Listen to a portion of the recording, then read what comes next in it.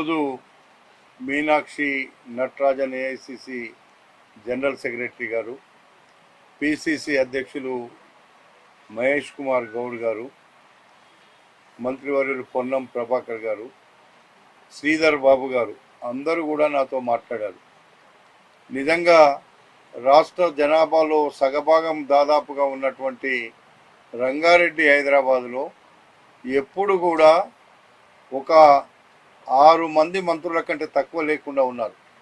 కానీ ఈరోజు సగభాగం ఉన్నటువంటి జనాభాలో పూర్తిగా సగభాగానికి లేకుండా పోయింది అనేటువంటి ఆవేదన మా రంగారెడ్డి హైదరాబాద్లోనే కాదు, రాష్ట్రమంతా కూడా ఉంది. ఒక్క మాటలో చెప్పాలంటే సోనియా గాంధీ గారు తెలంగాణ రాష్ట్రం ఇచ్చింది 10 జిల్లాల తెలంగాణ. ఇచ్చిన 10 జిల్లాల తెలంగాణలో 18 మంత్రులకు అవకాశం ఉంది.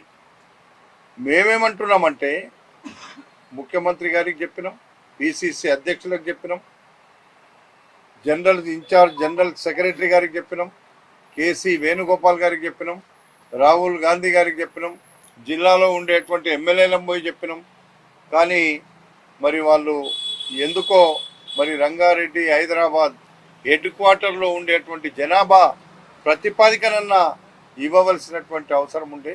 మరి మేమంతా కూడా పార్టీకి విధేయులుగా ఉన్నాం. 10 సంవత్సరాలు టీఆర్ఎస్ ప్రభుత్వంతో కొట్లాడి తెచ్చుకున్నటువంటి కాంగ్రెస్ ప్రభుత్వంలో మళ్ళెక్కడ ఆగమవుతుందో రంగారెడ్డి హైదరాబాద్ అనే బాధ మా ఇక్కడ ఉన్నటువంటి వేలాది మంది కార్యకర్తల దృష్టిలో, వాళ్ళ మనసుల్లో బాధ ఉన్న మాట వాస్తవం. మేము కార్యకర్తలు లేకుండా నాయకులం ఇవ్వడం పనిచేయలేం. కాబట్టి కార్యకర్తల అభిప్రాయమే మా అభిప్రాయం. కాబట్టి ఉన్నటువంటి పరిస్థితిలో వాళ్ళు మాట్లాడుతుంటే నిజంగా మేము చేసేటువంటి పరిస్థితి ఏమి లేక ఈరోజు నేను చెప్పినటువంటి పార్టీ అధిష్టాన వర్గం చెప్పింది, అసలు పార్టీని కాపాడుకుందే మేము పార్టీని చెడగొట్టడానికి ప్రయత్నం చేయం. పార్టీ యొక్క లైన్లోనే ఉండి పార్టీ యొక్క బాగు కోసం రేపు పార్టీలో మళ్ళా తిరిగి ప్రభుత్వాన్ని తెచ్చుకోవడానికైనా లోకల్ బాడీలు గెలవడానికైనా ప్రయత్నం చేస్తాం. అందులో ఏమాత్రం అనుమానం లేదు. కానీ చేసినటువంటి పొరపాట్లను మళ్ళీ చెయ్యొద్దు అనేటువంటిది మా ఆవేదన తప్ప ఇంకొకటి కాదు. ఇక్కడ వ్యక్తులు ముఖ్యం కాదు, వ్యక్తిత్వం ముఖ్యం, లేకపోతే పార్టీకి లాయాలిటీ ముఖ్యం. పార్టీలు కప్పగంతులు వేసినోడో కొత్తగా వచ్చినోడో అందరూ ముందుండి పెత్తనం చేస్తుంటే 10 సంవత్సరాలు అక్కడ వేరే పార్టీ అధికారంలో ఉంటే కొట్లాడి తెచ్చుకున్నటువంటి కాంగ్రెస్ను మళ్ళా రేపు కార్యకర్తలు ఏమి ఉద్దేశంతో రేపు లోకల్ బాడీలు అడగాలని ఉట్టి వాళ్ళ ఆవేదన చెప్తుంటే మేము వాళ్ళని ఎట్లా రక్షించుకోవాలనేటువంటి బాధ తప్ప మాకే పదవులు కావాలని ఎప్పుడు అడగడం లేదు. రేపు వాళ్ళందరూ గెలవాలంటే మేము అందరం ముందుండి గెలిపించుకోవాల్సినటువంటి అవసరం ఉంది. పార్టీని ముందు రేపు రాహుల్ గాంధీ నాయకత్వంలో ఈ భారతదేశంలో ప్రభుత్వాన్ని తీసుకురావాలంటే అక్కడ కానీ ఇక్కడ కానీ తప్పులు చేయకుండా పార్టీ లైన్లో అందరూ పనిచేయాలి తప్ప వ్యక్తిగత నిర్ణయాలు తీసుకొని మనకు పార్టీకి చెడ్డ పేరు తేవద్దు అనేది మా ఆవేదనను కూడా చెప్పి ఈ సందర్భంగా మనవి చేస్తున్నా. కాబట్టి అధిష్టాన వర్గం ఇప్పుడు కూడా మీరు ఉన్నటువంటి తెలంగాణలో ఉన్న 10 జిల్లాలను ఆలోచించి దృష్టిలో పెట్టుకొని మేము 10 జిల్లాలకు 10 మంది మంత్రులు ఇచ్చినాక అన్ని కులాలకి ఇవ్వండి, అన్ని మతాలకి ఇవ్వండి, అన్ని ప్రాంతాలకి ఇవ్వండి. 10 జిల్లాల తెలంగాణలో 10 మంది మంత్రులను ఇచ్చి మిగతా 8 మందిని కూడా అందులో క్యాస్ట్ ఈక్వేషన్ చూడండి, ఇందులో క్యాస్ట్ ఈక్వేషన్ చూడండి. కానీ ఇచ్చిన దగ్గరే ఇచ్చుకుంటూ పోతే మిగతా జిల్లాలు ఏమి కావాలనేటువంటి ఆవేదన తప్ప ఇంకొకటి కాదు అనేటువంటి మాట కూడా మీకు మనవి చేస్తున్నా.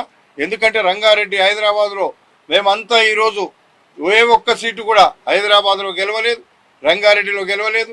నేను ఒక్కరిని పాత రంగారెడ్డిలో ఇటు సైడ్ గెలిచినటువంటి వ్యక్తి నేను. అక్కడ వికారాబాద్ జిల్లాలో కొంతమంది గెలిచారు. కానీ ఇక్కడ ఉండేటువంటి హైదరాబాద్ రంగారెడ్డి స్టేట్లో హెడ్ క్వార్టర్, ఈ హెడ్ క్వార్టర్లోనే గతంలో 6 మంది మంత్రులు ఉన్నారు. ఒక్కరు కూడా లేకపోతే ప్రజలకు ఏం జవాబు చెప్తామనేటువంటి, పార్టీని ఎట్లా రక్షించుకుంటామనేటువంటి బాధ తప్ప పార్టీ పక్షాననే ఉంటాం, పార్టీ కోసమే పనిచేస్తాం. పార్టీని రక్షించుకోవడానికి మా అధిష్టాన వర్గానికి కూడా ఎక్కడికైనా వెళ్ళి చెప్పడానికి మరొకసారి మేము అవకాశం ఇవ్వమని ఈరోజు పిసిసి ప్రెసిడెంట్ గారికి చెప్పినాం, ఈరోజు మీనాక్షి గారికి చెప్పినాం. చెప్తే వాళ్ళు తప్పకుండా పార్టీ అధిష్టాన వర్గం దగ్గర ఈ విషయాలన్నీ మేము చెప్తామన్నారు. కాబట్టి ఈరోజు మేము పార్టీకి మేము ఏది చెప్పినా పార్టీ బాగోగుల కోసమే చెప్తున్నాము. పార్టీ కిందికెళ్ళి వచ్చేటువంటి ఫీడ్బ్యాక్ తీసుకోవాలి తప్ప ఏదో అక్కడ మేము నిర్ణయం తీసుకొని ఇక్కడ చెప్పిండ్రు అక్కడ చేసినామంటే చాలా పార్టీకి ఇబ్బందికరమైనటువంటి వాతావరణం వస్తుందని మాట చెప్పినాం. ఈరోజు పిసిసి ప్రెసిడెంట్కి చెప్పినాము, ఇక్కడ వచ్చినటువంటి మా నాయకులందరికీ చెప్పినాం. కాంగ్రెస్ పార్టీ బలోపేతం చేయడానికి మేము ప్రయత్నం చేస్తాము. ఈరోజు రాహుల్ గాంధీ ఏ నిర్ణయం తీసుకున్నా మేము సమర్థిస్తాం తప్ప వ్యతిరేకించాం. కానీ పార్టీ రోజు రోజుకు మరి పతనమవుతుంటే కొట్లాడి తెచ్చుకున్నటువంటి పార్టీ, అధికారంలో తెచ్చుకున్న పార్టీ పతనమవుతుంటే బాధగా ఉంటుందనేటువంటి ఉద్దేశంతోనే ఈరోజు మేమందరం కూడా ఈ యొక్క అన్ని కాన్స్టిట్యున్సీలలో ఉన్నారు. ఇక్కడ రంగారెడ్డి జిల్లాలో ఉండే అన్ని కాన్స్టిట్యున్సీలు ఇక్కడ ఉన్నారు. కాబట్టి అందరూ కూడా వాళ్ళు వచ్చి మనకు ఎందుకు మీరు అడుగుతలేరు అని మా మీద, మా పదవుల కంటే ఎక్కువ వాళ్ళ ప్రెషర్ ఈరోజు మా మీద ఎక్కువ ఉంది. కాబట్టి ఈరోజు రంగారెడ్డి జిల్లా పక్షాన, హైదరాబాద్ జిల్లా పక్షాన మేమందరం కూడా పోరాడుతున్నాం. రేపు కూడా పోరాడతాం. పోయినసారే మేమంతా జీరోగా హైదరాబాద్ రంగారెడ్డిలో ఉన్నాం. వచ్చేసారైనా అధికారంలోకి తెచ్చుకున్నాం పార్టీని, మళ్ళా గెలవాలనేటువంటి ప్రయత్నంలో భాగమే అని చెప్పి ఈ సందర్భంగా మనవి చేస్తున్నా. వాళ్ళు నాతో మాట్లాడినారు. ఇప్పటి వరకు పిసిసి ప్రెసిడెంట్ మాట్లాడారు, పొన్నం ప్రభాకర్ గారు మాట్లాడారు, మీనాక్షి గారు మాట్లాడారు. తప్పకుండా కేసీ వేణుగోపాల్ గారికి ప్రయత్నం చేస్తే ఆయన ఫోన్లో అందుబాటులో లేడు. కాబట్టి తప్పకుండా కాంగ్రెస్ పార్టీ పక్షాన రేపు న్యాయం జరుగుతుందనేటువంటి నమ్మకం, విశ్వాసం మాకు ఉందని చెప్పి తెలియపరుచుకుంటూ మీ అందరికీ నమస్కారం.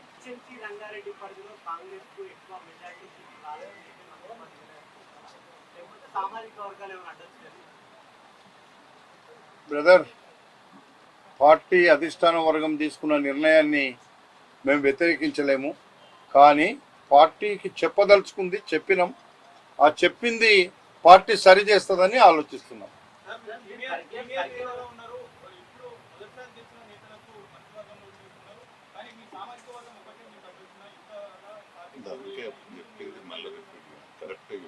నేను ఒక్కటమ్మా, ఒకవేళ నా సామాజిక వర్గమే అడ్డొస్తే అవసరమైతే ఆ మాట మీద కట్టుబడి ఉన్నా, ఆ రోజు నేను చెప్పినా, ఒకవేళ రంగారెడ్డి జిల్లాకు, హైదరాబాద్ జిల్లాకు ఈ జిల్లాల ప్రాతినిధ్యం లేకపోతే పార్టీ నష్టం జరుగుతుంది, పార్టీ కోసమైనా సరే నేను త్యాగం చేస్తా అని చెప్పినా ఈ రోజు కూడా కట్టుబడి ఉన్నా అని చెప్పి ఈ సందర్భంగా మీకు మనవి చేస్తున్నాను.